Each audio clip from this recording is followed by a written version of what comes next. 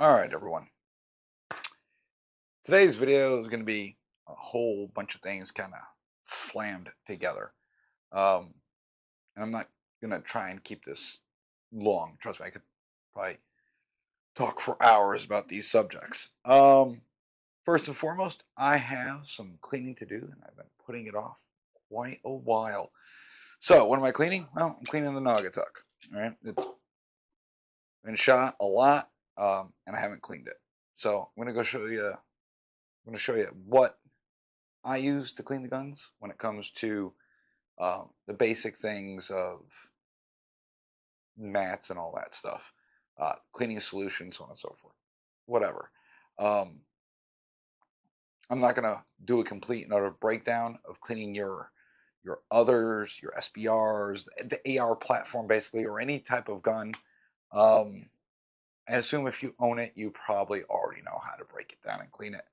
If you want me to do a more in-depth video on how to do this, hey, we can do that. Just let me know down in the comment section, and we'll break it all down. All right. So normally, when I clean guns, um, to the chagrin of my wife, I will just use a basic towel to protect the table or whatever I'm using. Normally, I'm doing this either in a workshop or every now and then the kitchen table. All right. So you can use just a basic towel.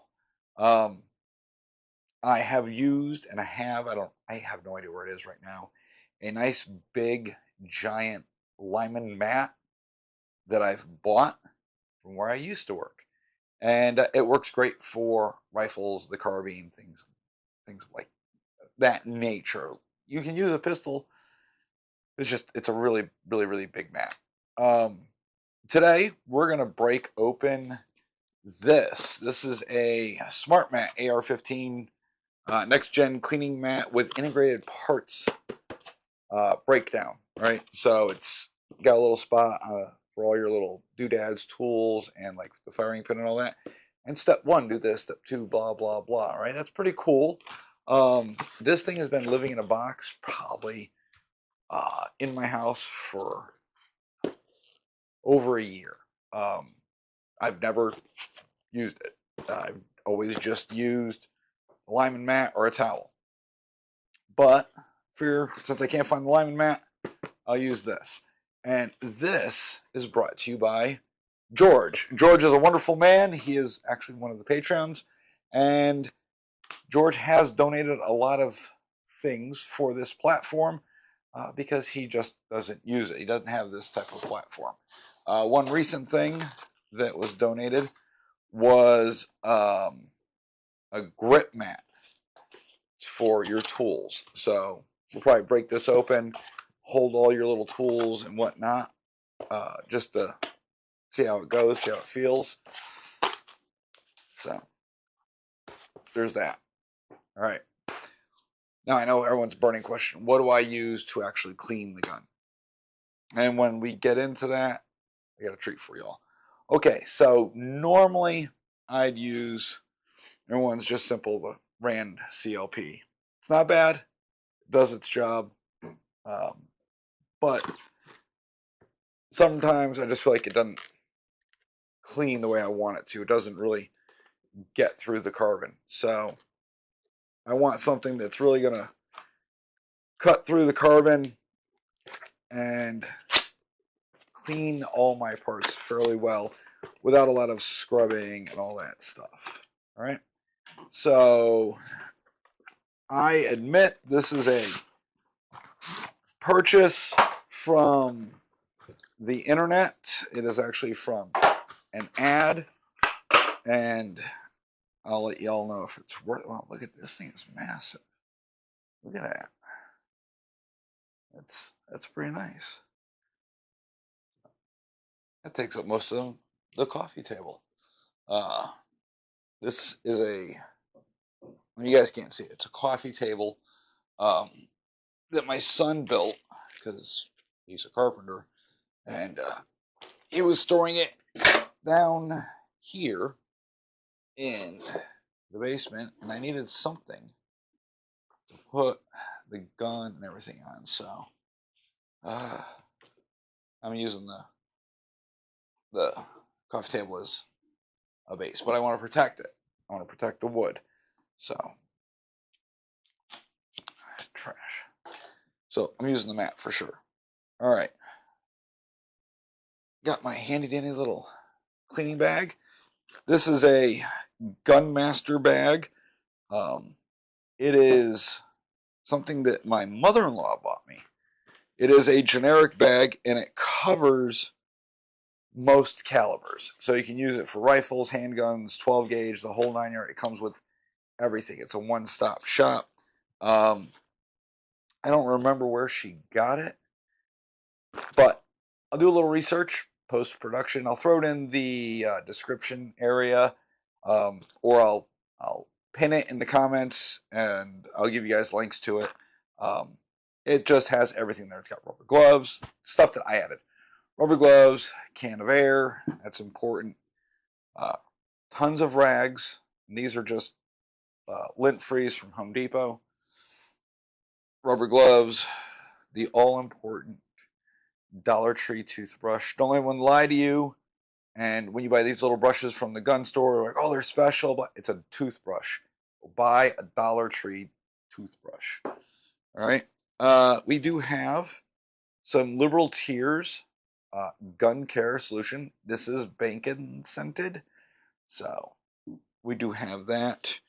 And then I do have some Battleborn oil. So I'm not stuck on one brand. I'm not pushing it. All right. I do have all those, but what have I been using lately that I absolutely love, and it's really dirt cheap? It's that internet buy. And what is it? It is Shooter's Lube.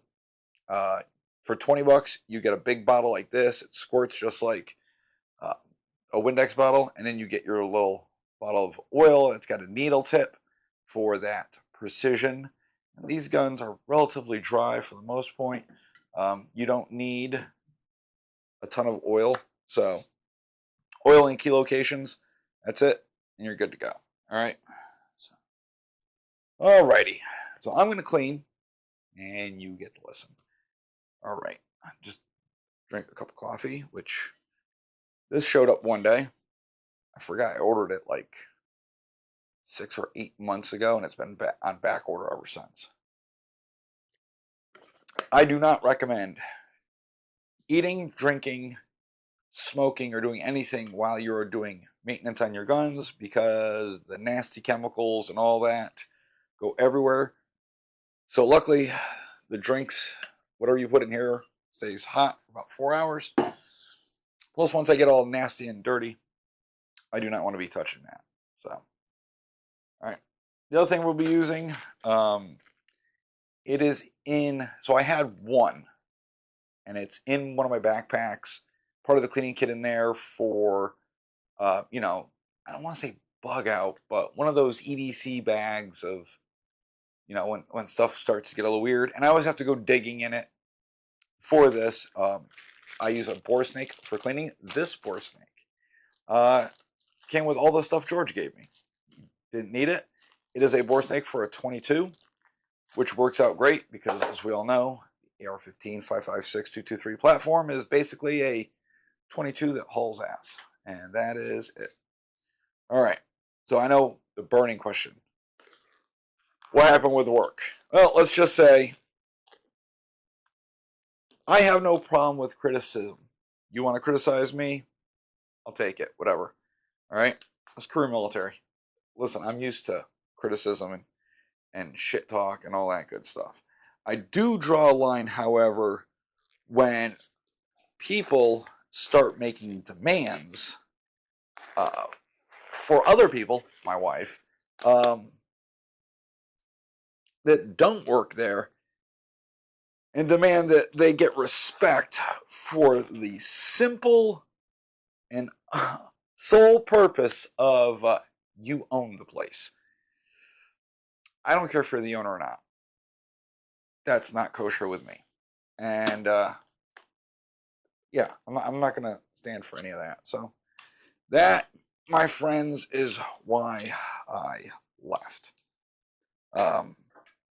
Plus, it was just overall a very toxic workplace. So let me give you guys some back history. Okay. Obviously, everyone knows I was prior military. All right. I've got my disability pension, whatever you want to call it, from that. Okay. I'm good. I don't need to do anything. All right. That being said, I do need to do something with my time because I get bored easily, which then drives my wife nuts. And the last thing I want is to upset her because happy wife, happy life, whatever you want to call it. So after the military, I used my voc rehab to go back to school and earn an undergraduate degree, right? I graduated high school, went straight into the military. So I get an undergraduate degree. I'm working for a couple of years.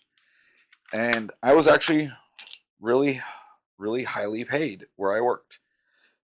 Really good money. Unfortunately, that company, in the end, bought off a lot more than they could chew. And they couldn't afford me anymore. So they made the decision that somebody had to be let go.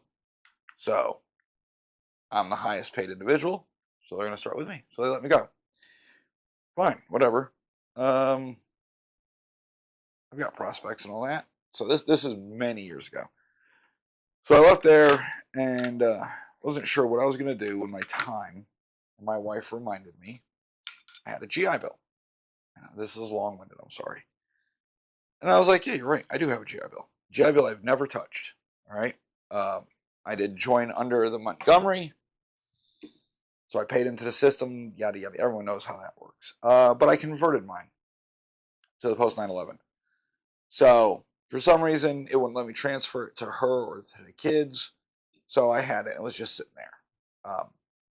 And it'd been a while. So I had to use it. Otherwise, I was eventually going to lose it. So I went back to school for an MBA. All right. I had so much time on my hands, I ended up getting multiple concentrations on that MBA. One of them happened to be marketing. All right, then.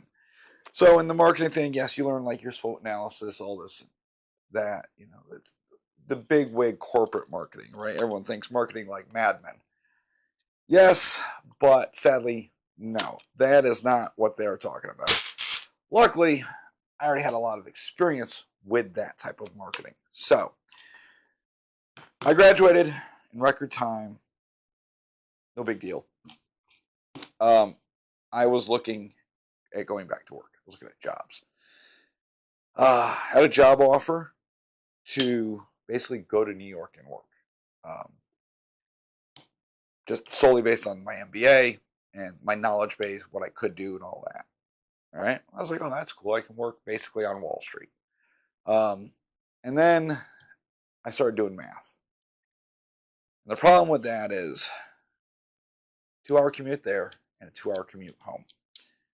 Normally, it wouldn't be a big deal. However, New England weather in the winter sometimes is really nasty, which means if I was at work in New York and there's a massive blizzard and they shut the trains down, I was not getting home. There is no way I'm driving out of Manhattan because I'm taking the train in, which means I'm stuck in New York now. And I really don't want that. I do not want to have to stay in a hotel room in Manhattan. The prices weren't a problem and the pay was amazing. I just don't like the city. So I turned the job down and I just kept looking.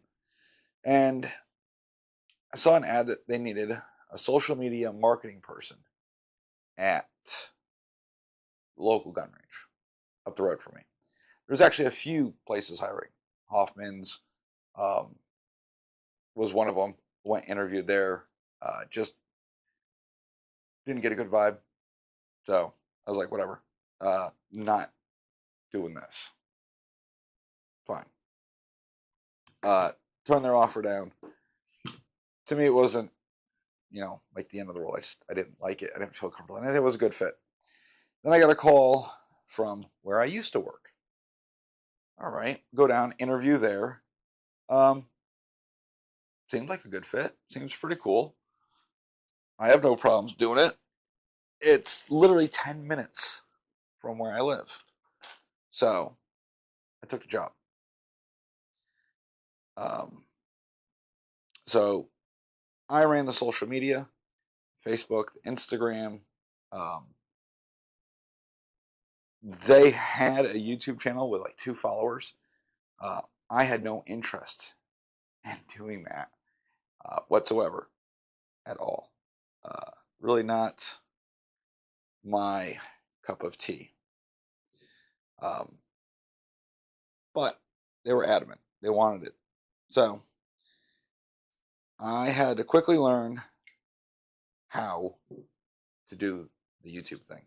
So I started. And if you go back and you watch some of the old videos, they are, I freely admit, very cringe. But you're learning, right? That's all one can ask. Butted heads with my direct manager that was in charge of overall the marketing. Didn't know anything about it. He didn't. I did.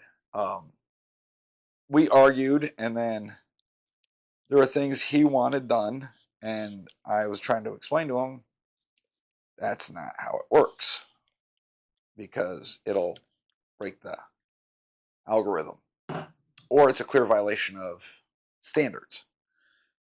So it is what it is.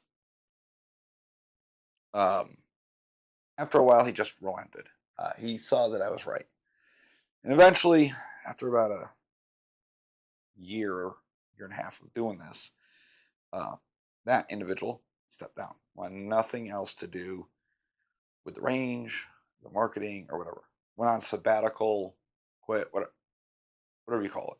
All right, I'm not here to drop names and things like that. Whatever. So everything reverts back off of that individual back to the main owner. All right. Again, same thing.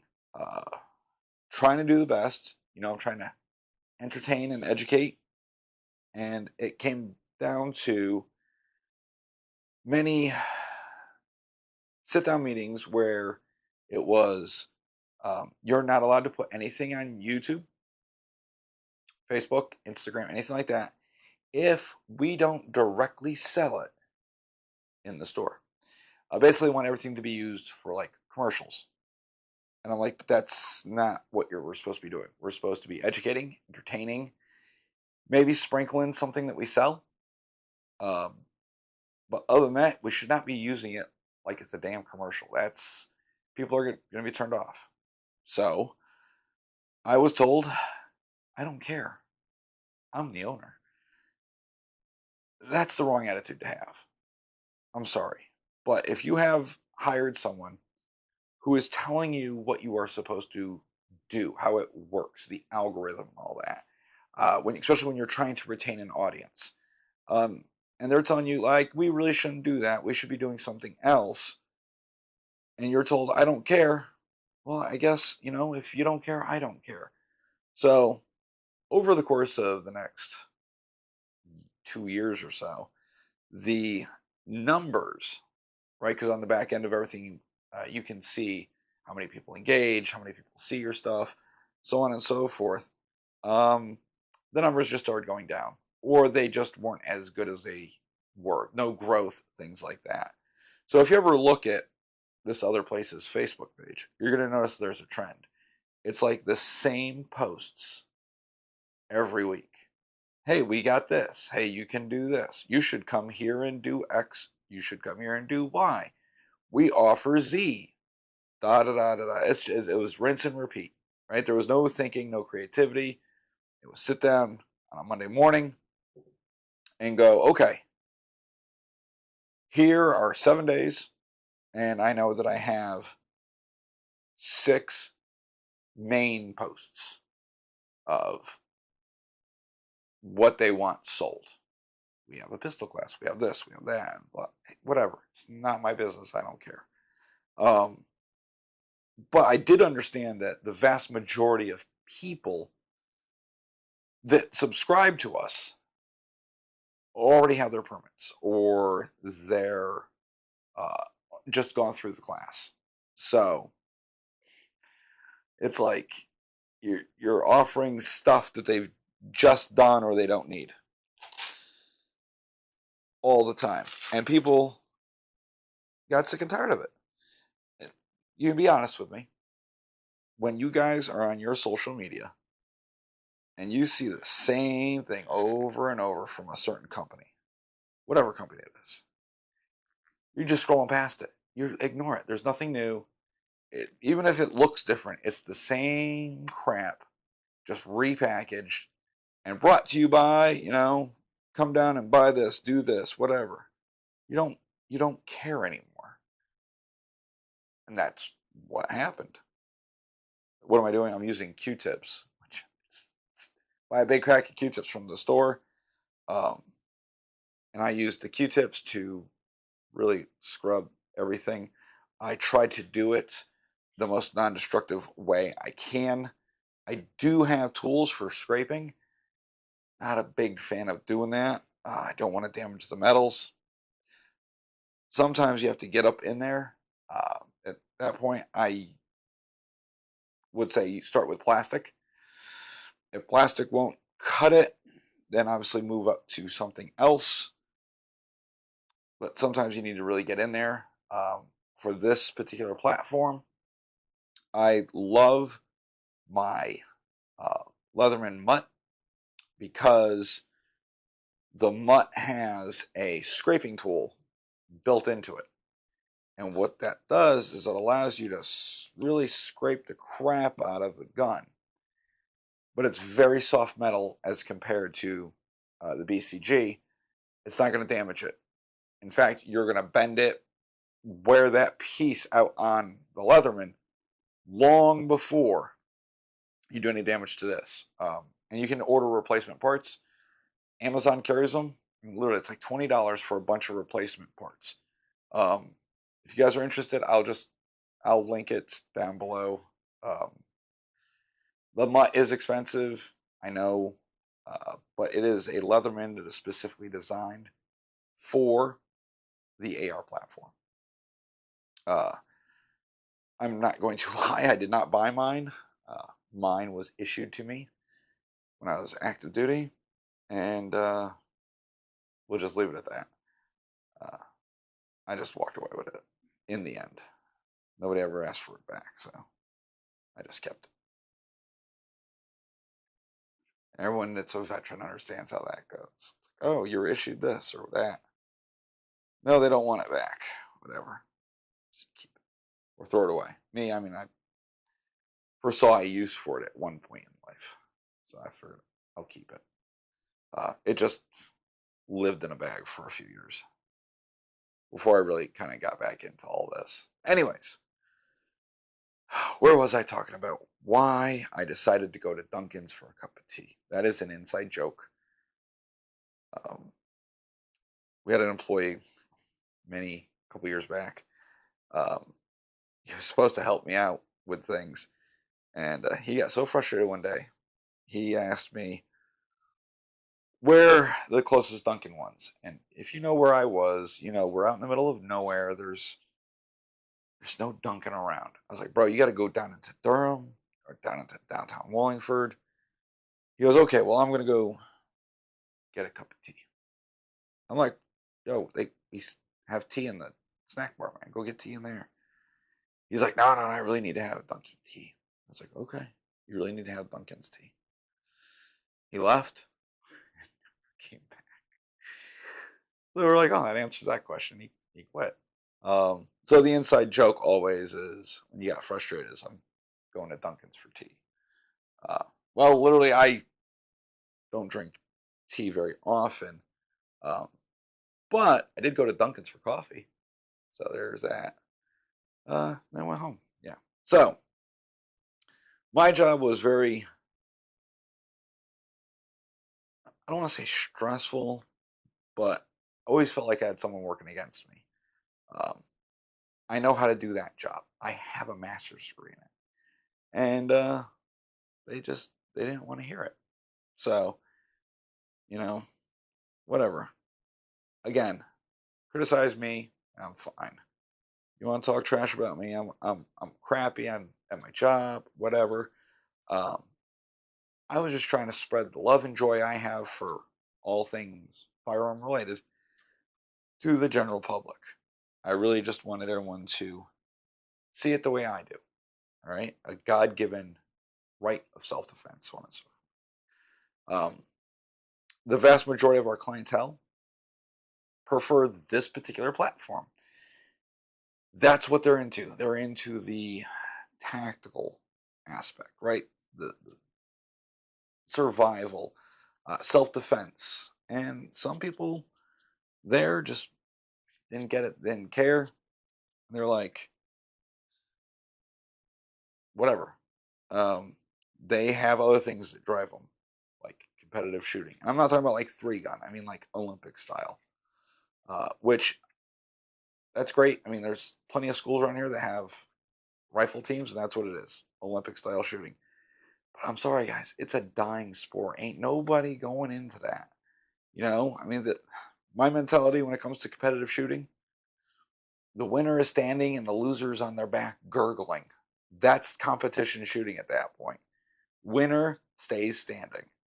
There you go. That's about as competitive as I'm getting with it. So,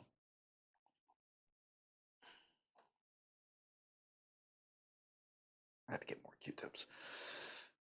So this is going on and on and on. It's a constant battle, especially with some people noticed with YouTube channel on that end. Sometimes like, man, that was a good video, but your heart wasn't in it. Yeah, my heart wasn't in it because it wasn't something I wanted to do, or I had a different idea that I thought would entertain and educate, and it got shut down because it came down to the point where everything had to get approved. Um, I was told it is not my playground, and I never thought it was. But stuff that I thought was important, they're like, "Yeah, we're not doing that." And they're like, "Review guns." I'm like, "Okay, well, I've done that. I've reviewed all the guns that the range has." And they're like, "Oh, well, review your guns." For the most part, I had. Um, some of the guns, I'm like, I'm not bringing out. Nobody's interested in that type of stuff, right? Like old uh, ball and cap handguns and stuff, which I've got a couple of old flintlock. Uh, so eventually I ran through my guns. And I'm like, okay, well, there's that. And they're like, okay, well, the past was like, borrow someone's gun. I am not borrowing someone's gun. Just because I'm really rough on guns. They're like, no, just borrow someone's gun. I'm not gonna I'm not gonna ask my friends, hey man, can I borrow your gun? I'm gonna beat on it, just not destroy it, but I'm really gonna treat it like crap and really shoot the crap out of it. Because some of the guns, if they were mine, I've put thousands of rounds into them, so I can give a really honest view. Some of the guns that I was using at the range, it's not my ammo; it's the ranger's ammo, so I just can't blow through it all as much as I would love to. I was allotted a box of 50, and that was to do the review, get a feel for the gun, get all the cool shots and all that, which fine. All right.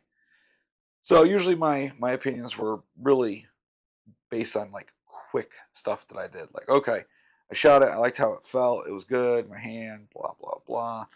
Um, Sometimes I shot a gun, I was just like, you don't like it, but I can't tell you that. Gotta be like, no, it's the greatest thing since sliced bread. Thinking to myself, oh, I hate this gun. Those were guns that I would always avoid during uh, private lessons. I'm like, I don't want to use these because I don't like them. But if a customer's adamant, like, no, I really, really want to use this gun, fine, we'll use it. I'm not a big fan of it, especially depending on what what you're trying to use the gun for, right? I mean, obviously, we know that's the most important thing. So people come in like, oh, I want a gun for self defense. And then they pick a gun, like, I'm thinking about getting this. They pick a gun that's got like every conceivable manual safety on it. Um, Backstrap safety, manual safety, trigger safety, this safety. I'm like, bro, stop. Listen. A self defense gun. Take all that out of it. You want a gun you basically point and go. You want a gun that takes no brain power to make happen. Because in that emergency where you've decided to unleash your firearm, it's got to be that bad to where I guarantee your brain is not properly functioning. You need to just point and go. The more things you add, the more layers of safety you add to your gun. Yeah, they're safer. Um, but at that point, they're safer not for you, safer for the bad guy, because the bad guy is not having to do any of that, while you are having to now shut all that crap off. So, anyways, I digress. Um, so YouTube was getting frustrating. We already know the other social medias were frustrating. I always felt like my hands were tied. And even if I had a good idea, I'm like, oh, this is good. Then I'd be like, hey, can we do this? And I'd get three different answers. I'd get, sounds good. I'd get a general, sure, you can do that. And then I'd get someone saying, no, I don't like that. You can't do that. So it was like, what am I supposed to do? I get a maybe, I get an okay, and then I get a no. So it was frustrating. Um, Again, I'm not saying it's a bad place. The staff there is phenomenal. The facilities are good for what they are. We are in New England. You're not getting really much better than that. Um, so I'm not saying not to go there. Go there by all means, please. Um, the pricing for all day is a really good idea. I mean, it's a good deal too. So, like, if you're like $39 for all day, look, I know places that charge 35 for the hour. So, that's a good price. I'm letting you guys know. Unless you're a member of like a Rod and Gun Club or like Hartford's Club or whatever, that is about the best deal you're going to find. Plus, it's safer being outdoors than being indoors. Because one thing that's happened to me is my lead levels went through the roof. Um, my doctor, once she found out where I worked, what I did was adamant that I get my lead levels checked. Fine. I really didn't want them checked because I knew what was going to happen. And it happened. It got to the point at one time my lead level was at 45. That is insanely high. Um, you shouldn't be past like 8. I think national average is slightly higher than 5, but you really should be below 5. So I knew at that point, oh, I'm not going into the indoor gun range anymore because my lead levels are way too high. And it wasn't just me. It all stemmed from another employee that worked there. His lead levels were super high. His doctor was like, he can't go in there anymore at all. Um, and then came mine. And then shortly after, it was another instructor. And then another person, another employee. And it got to the point where I was like talking to people. I'm like, listen, you work here, you're in there a lot. You might want to go get your blood work done. You might want to track your lead levels. All right. Because if it gets too high, it's going to be really, really, really bad. And you might end up in the hospital. Right. I mean, it causes a lot of cognitive problems and all that. One by one, employee after employee, nice and high, nice and high. So the only thing I changed in my routine is I just stopped going in there. No more live fire, no more private lessons in there, nothing. Guess what happened to my lead levels?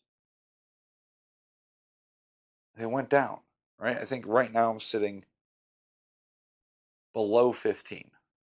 Um, and that was the last one like 3 months ago. So I'm sure I'm even lower.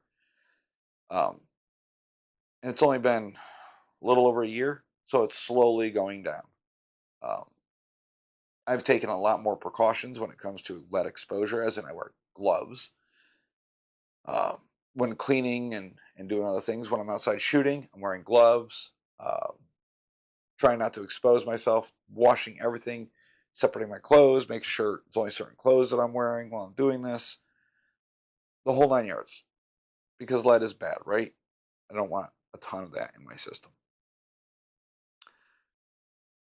I know by law they're supposed to have a lead monitoring program, which they did not have. No training, nothing like that. There's a lot of problems. One day, an OSHA inspector showed up and just started going buck wild in that place, which I had nothing to do with. I never called them, uh, but he called out their BS. And before I left, yeah, they were implementing all these things. They had to have that indoor range cleaned properly, which normally they used to just send some high school kids in there to clean it with a broom. No respirators. And the respirators they did have weren't even fitted for those people, which you're supposed to have. So they're just in there, downrange, sweeping up all this extra lead dust everywhere with regular brooms. That is not good. But hey, OSHA finally showed up. And yeah, well, he laid into him. All right. And then we had other problems with um, other agencies. I'm not going to dig into it. I'm not going to throw their bullshit on the street. That's not my place. No, it wasn't the ATF. My standing things with the ATF would be if I ever saw the ATF showed up to do an audit, I was going home. I did not want to be there for any of that. No, never had a problem with the ATF. They're above board with all their stuff. They're good to go. The guys that are running that take it very seriously. So safe to say that if you're doing business there, 4473s, DPS3s, DPS 67, whatever you're doing, transfers, buying, you're good. All right. They have multiple people that are looking at the forms live, and then afterward they have basically a guy that's a compliance officer that goes through everything to make sure. So if there is a problem, they catch it because they don't want any headaches, and I commend them for that. Good job on those people. And you can see how this started off relatively. Look how dirty that is. But anywho's, so what happened with me particularly? Oh, that's simple. I already kind of told you how we were always butt heads about this, that, or the other thing. And I thought it was funny they hired a company to marketing. They came in, they basically did like an audit. And in the end, they recommended everything I'd been saying. They're like, oh, yeah, you guys should be doing this. You guys should be doing this. You guys should be doing this. And I'm like, that's what I've been saying. But what do I know? Literally, I was told that. What do I know? And I was like, master's degree in this. But whatever. Hire the company. Do what you want. It's your business, your money. I don't care. Turns out, it's kind of right. I guess I didn't like what they had to say because the company's no longer with us because what they wanted to do, what they recommended was not implemented because it went against what people wanted. It was stuff they did not want to hear. Basically what I said about stop selling, start educating, start entertaining. It's social media. Nobody goes to Facebook to get sold products over and over and over overtly. You go to be entertained, right? I always call it, I'm like, it's like the Coliseum. I want to be on, on YouTube, like, are you not entertained? And in the end, if I'm using a product that you like or you're interested in, I'll give you a link for it. 99% of this stuff benefits me in no way. Shooter's Loop, I bought that like late at night off a Facebook ad. Let's see if it works. Liberal Tears, bought that when I was traveling across the country. We hit up store in St. Louis, Missouri called Tactical Shit. I'm sure you guys know all about their channel. But I was telling my wife about it on the way through St. Louis, and we passed it, and we couldn't stop. We were hard deadline to be somewhere, so we got there. But on the way back, we were moseying, taking our time, and I made it a a mission to stop here. Literally, we had to go out of our way at this point. So, but we did. We had a good time. We actually picked up a bunch of stuff over there. One of the things I got was the Liberal Tears. The stuff smells just like bacon. Oh, it's so good. Anywho's, um, why'd I leave? Well, I got called in for a little meeting, and but I don't think it went bad. I don't think there was any real criticism. Um, there was just some things that were happening, some things that got damaged, and I'm like thinking to myself, it's not the older folks, it's not me, because I don't use that stuff. It's sure as hell not the other guy that's retired military. None of the management. I don't know. Could it be your young fledgling employees that just you know rev the engine, tranny dumping it just to get the front end to come off the ground? Um, just mess around with it because it's not theirs. They don't care. And you know what? I have a teenage boy. They got a head full of mush sometimes. They just like, oh, this is a good idea. It's not a good idea. All right, but they want to know, oh, why did this break? Why did this break? Thought I couldn't tell you. I haven't touched that stuff. Um, and then they like, okay, and they're like, hey, I don't know what I've ever done to your spouse, my wife, to make her not like me. It's simple. She just didn't like you because she didn't like how you treated your employees. She knows bad leadership. She just didn't like it. And instead of saying something that she would regret, that would upset other people, she just kept her mouth shut. That whole thing we teach our kids, if you don't have anything nice to say, you keep your mouth shut. That's all she was doing. She just kept her mouth shut. And other people took it as, why is she ignoring me? Because if she opens her mouth, you're not going to like what she has to say. You're going to get upset. It's not going to work out for anybody. So just let it be. But anyways, this individual said, when I talk to her, I demand she respond back. I demand that she respect me because I'm the owner. We're done. Now, you want to talk about me, what I do here, my work, this, that, the other thing, fine. But to demand something like that, respect's a two-way street. And sorry, you weren't doing it the right way.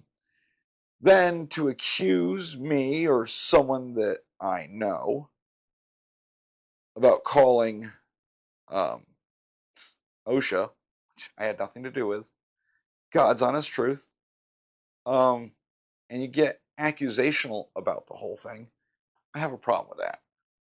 All right?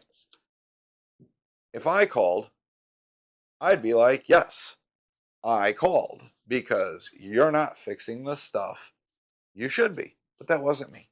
I never called. And you accuse me. Okay, I'm not going to sit here and be accused of anything. I'm not going to be accused of things I didn't do. The things that I had nothing to do with. So you can piss off on that fact. It was just a bunch of things like that. Asking me, well, do I know anything about other employees? Basically, hey, dime out your coworkers. That's not cool. I don't do that. Coming from my background, you keep that type of crap in house. You don't become a blue falcon. I was not about to dime out people. If I saw something someone was doing and it was wrong, it was simple. I would do corrective action on them. I'd be like, that is wrong. You can't do that. If they ignored me and was like, give me attitude about it, like, piss off, fine.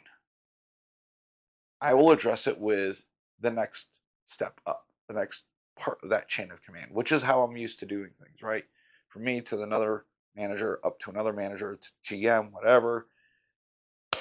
And yeah, that's how I've always done it. But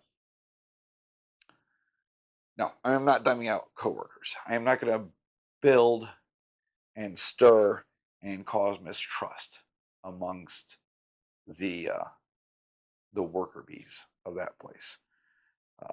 That is not healthy. That is going to breed hate, distrust, miscommunication. Not cool. So, in a nutshell, I quit. Damn camera's blinking at me. It's about to die. So if it dies before I say goodbye, I'll have to keep recording. However, I'm just going to finish cleaning this up, putting it all back together. So boil it all down to a nutshell. I know this is a really long video. Why did I quit? Because you have a crappy attitude and you're a bad leader, and I was just tired of it. I don't need to work. I don't need the job. And as much as I loved the job and I loved the people I worked with and I loved the customers, I love you guys.